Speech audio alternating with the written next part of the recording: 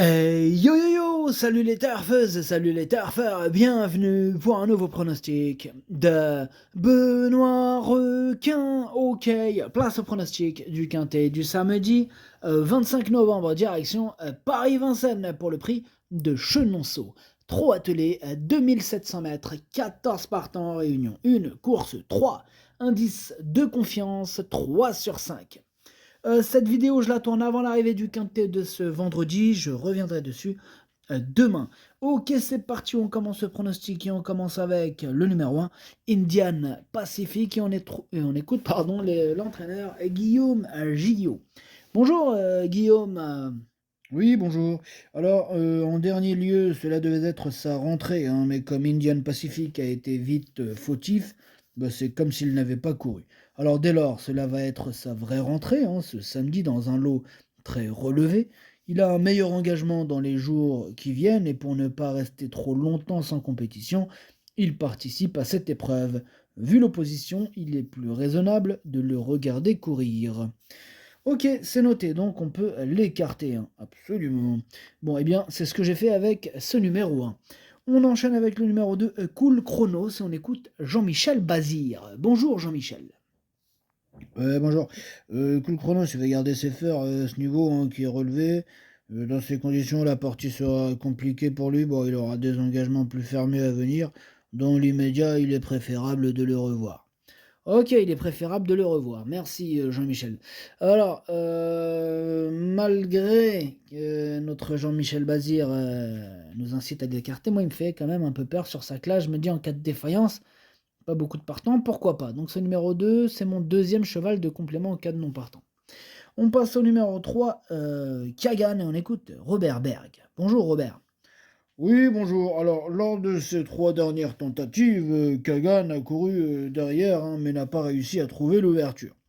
Alors, sachez que les deux dernières fois, c'était des essais hein, dans les Golden Visionen.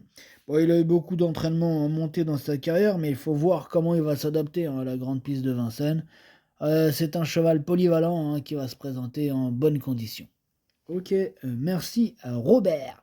Alors, ce numéro 3, c'est lui mon gros regret, c'est lui mon cheval de complément en cas de non partant. Attention, possible cassage en vue.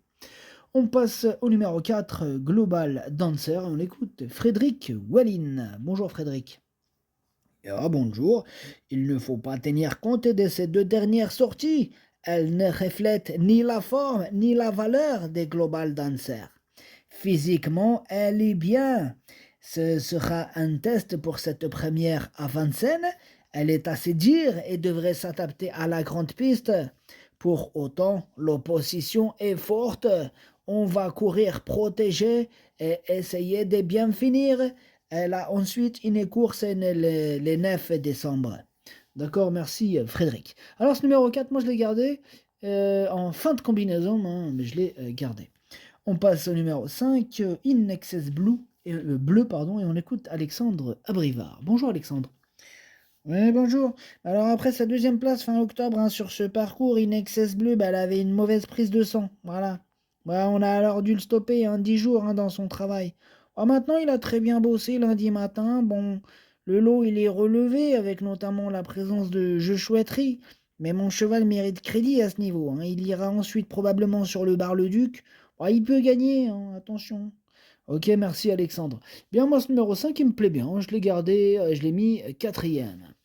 On enchaîne avec le numéro 6, Jacques Cartas Després. On n'aura pas les commentaires de l'entraîneur. C'est Maxime Bézier, il est parti pêcher tout seul. C'est bien, amuse-toi bien tout seul. Alors, ce numéro 6, lui aussi, je l'ai gardé, mais plus en fin de combinaison. On passe au numéro 7, Isla Jet. On écoute Thomas Malgvist. Bonjour Thomas. Oui, bonjour. Alors, Isla Jet, elle a été un peu arrêtée comme plusieurs éléments hein, de l'écurie en octobre, hein, suite à un petit virus, mais elle est revenue en bonne forme. Hein. C'est une belle course fermée, même s'il faut affronter d'excellents 4 ans et 5 ans. La jument est opérationnelle hein, pour bien faire. Bon, elle me donne satisfaction hein, le matin. Je ne serais pas surpris de la voir d'entrée de jeu disputer les places. Ok, merci Thomas. Alors ce numéro 7, il me plaît bien. Moi je l'ai gardé, je l'ai mis à sixième. On passe au numéro 8, j'aime le foot, et on écoute Antoine Lérêté. Bonjour Antoine. Oui, bonjour. Alors, j'aime le foot, il a bénéficié d'un petit break, hein, pas très long après le critérium des 4 ans avant de reprendre, hein, le jogging et la piscine. Alors, c'est une course de rentrée, hein, et il risque d'avoir besoin de rythme, hein. Bon, il n'est pas encore à 100%. Mais s'il affronte les 4 et 5 ans, bon, et garde ses fers, cela s'annonce compliqué, hein, de disputer l'arrivée, ensuite direction un groupe 2 pour 4 ans. Ok, c'est noté Antoine. Bah, ce 8, du coup, lui, je ne l'ai pas retenu. Par contre, c'est lui le chef et le capitaine de ma petite liste des possibles casseurs de tickets repérés. Attention. On enchaîne avec le numéro 9. It's Dollar Maker. Et on écoute Sébastien Garato. Bonjour Sébastien. Oui, bonjour. Alors, dans le prix Marcel Laurent, le manque de rythme l'a desservi. Bon, ils ont fait 500 mètres très vite, hein, pour finir. Bon, samedi, ce sera une autre course. On va être un peu plus offensif. Joshua Tree est peut-être au-dessus de la mêlée, hein, mais sur ce qu'il nous a montré, It's a Dollar Maker dispose d'une chance sérieuse, hein, dans cette épreuve. Physiquement, il est bien, il sait aller vite et longtemps. Ok, merci Sébastien. Alors, lui, ce numéro 9, il fait partie de mes préférés. Je l'ai mis très haut. Je l'ai mis troisième. On passe au numéro 10, Josh Power, et on écoute Sébastien Ernoult. Bonjour Sébastien. Oui, bonjour. Alors, Josh Power, il a soufflé un peu après sa victoire, hein, dans le critérium des 4 ans, mais n'a pas été arrêté pour autant. Il évolue en bonne condition, hein, sans être affûté, hein, pour cette reprise. On va viser une place, hein, samedi. Ah, c'est une course fermée, mais il y a une sérieuse opposition avec les 5 ans. Je le défère des 4 pieds et attends de le voir à l'arrivée. Ok, ça marche, Sébastien. Alors, ce numéro 10, moi, il me plaît beaucoup, hein, il fait vraiment partie de mes préférés. J'y crois, je l'ai mis deuxième. C'est une première chance, hein, il peut même gagner, attention.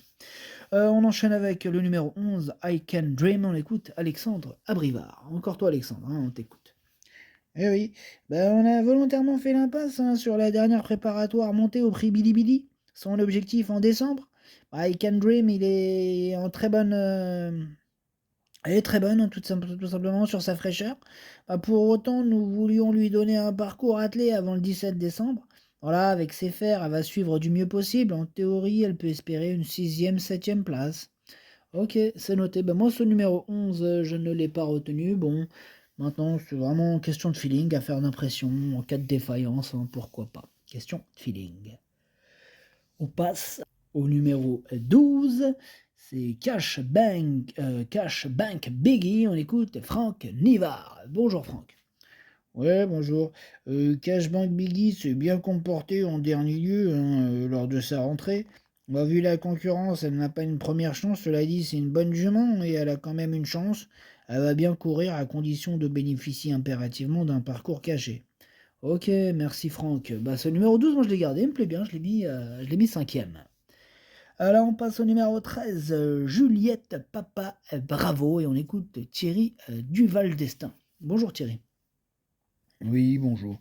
Alors, Juliette Papa Bravo, elle effectue sa rentrée après une faute initiale, hein, dans le critérium des 4 ans. Pour cette reprise, elle n'affronte que de très bons éléments et des mâles. Aussi, elle va conserver ses fers. Bon, elle aura un groupe 2 avec les juments de sa génération en décembre, hein, dans lequel elle sera plus compétitive. Bon, ici, il est préférable de la revoir. Ouais, il faut la revoir, hein. Elle est bien à l'entraînement, mais ce sera trop dur. Ok, eh bien, merci Thierry. Alors, ce numéro 13, effectivement, je ne l'ai pas retenu. Par contre, il est quand même à l'arrière de ma petite liste des possibles troubles. Faites attention. Et on termine avec le numéro 14, Joshua Tree, hein, le fameux Joshua Tree. On écoute Jean-Michel Bazir. Bon, Jean-Michel, qu'est-ce que t'as à nous dire? Que je veux te dire, c'est une course de rentrée, hein, mais Joshua Tree, bon, il me paraît très bien. Là, il va monter en condition avec les courses. Ici, sans être à 100%, il doit jouer un très bon rôle avant d'aller sur deux belles courses en décembre. On affronte les 5 ans et des concurrentes de qualité. Ce ne sera pas une partie de plaisir pour la victoire. Le lot est relevé. Je me méfie de Hits, Dollar Maker et Inexcess Bleu, de 5 ans. Ok, merci Jean-Michel. Alors, ce numéro 14, c'est tout simplement lui mon préféré et je l'ai installé en tête. Le pronostic, ça donne 14, 10, 9, 5, 12, 7, 6, 4. Merci d'avoir suivi cette vidéo. N'hésitez pas à mettre un pouce bleu si la vidéo vous a plu. Pour accéder à tous mes tickets pour la course du Quintet, rendez-vous directement en description de la vidéo. À jouer avec modération. Bonne chance. Chopez-le moi. Ciao!